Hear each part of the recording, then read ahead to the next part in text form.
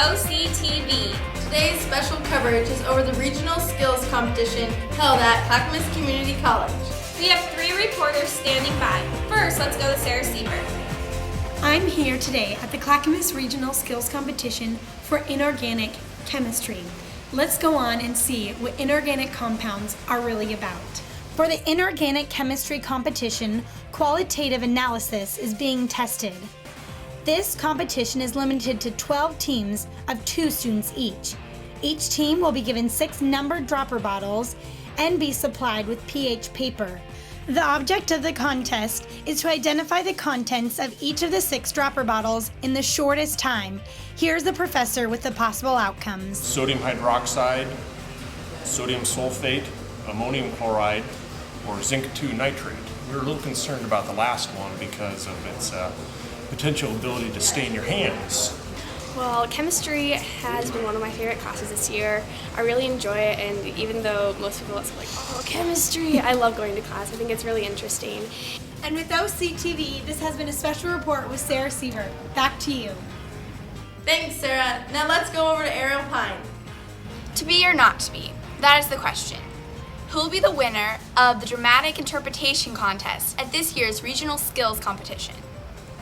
Students had to prepare a 10-minute piece chosen from a play or movie script. They are required to present a theme behind their selections and their relativeness to the audience.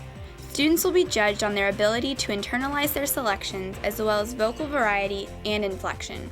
Don't blame them. They had devoured parts of him, torn or cut parts away with their hands and knives.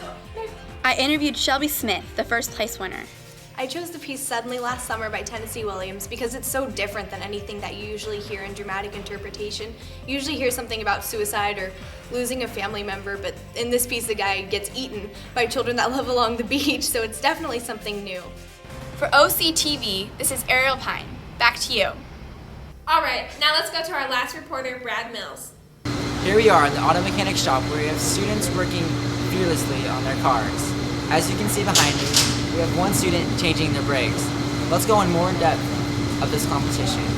This year, as always, the Clackamas Community Auto Shop hosted the Auto Mechanics Contest where students worked hands-on with engines, brakes, and electrical stations. Well, right now all I'm doing is changing out these disc brakes or the drum brakes in the rear of a Jeep Grand Cherokee. As you can tell, it was a busy day down here in the auto shop.